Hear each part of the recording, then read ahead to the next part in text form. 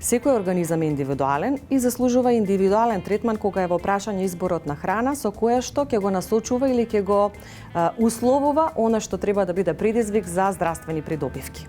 Во таа насока денес ќе слушнеме како Сонја Трајковска го избра она што е нејзин начин на исхрана и како тоа се одразува врз нејзиното здравје.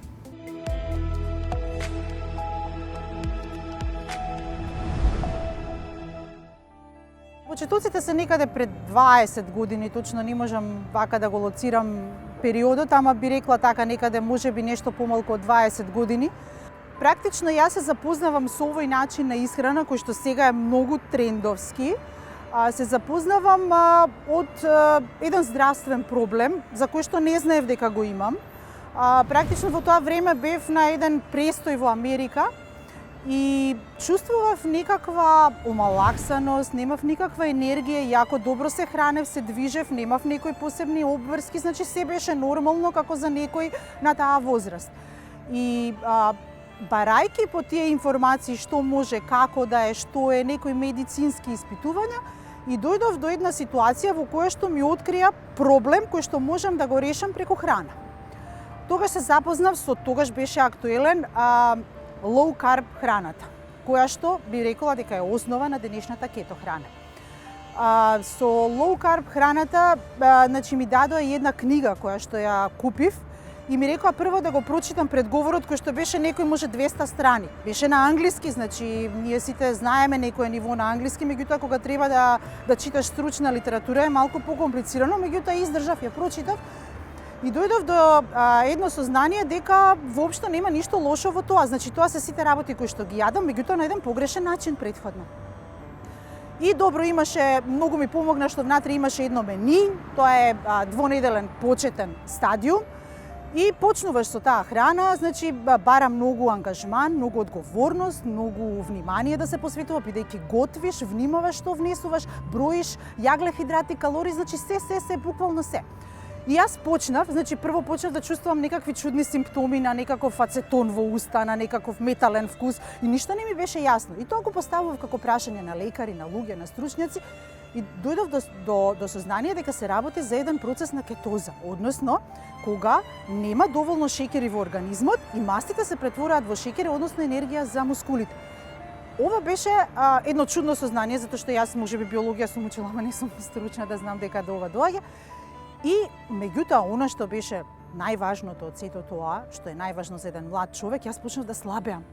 И тоа за мене беше некакво, не знам, извонреден резултат. Меѓутоа не слабеев, да кажеме, на оние делови на кои што не треба, меѓутоа слабеев на тие делови кај што требаш.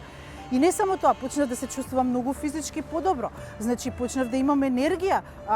Сега малку единствен проблем кој што ми беше е тоа што овој вид на исхрана бара многу голема дисциплина. Значи бара одреден број оброци, во одреден период од денот, одреден квалитет да имаат, да се приготвени по точно одредени параметри и така натаму. Сега тоа ми беше најголемиот проблем, бидејќи јас до претходно не доручкував никогаш. И сега одеднаш требаше да почнам да појадувам од сабајле, јас станував во 6 саат, требаше во 8 саат да се качам на автобус или на метро.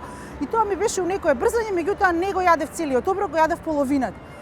Небитно. Значи, многу внимавав, излегував на пауза, јадев тоа што беше Значи, сето тоа.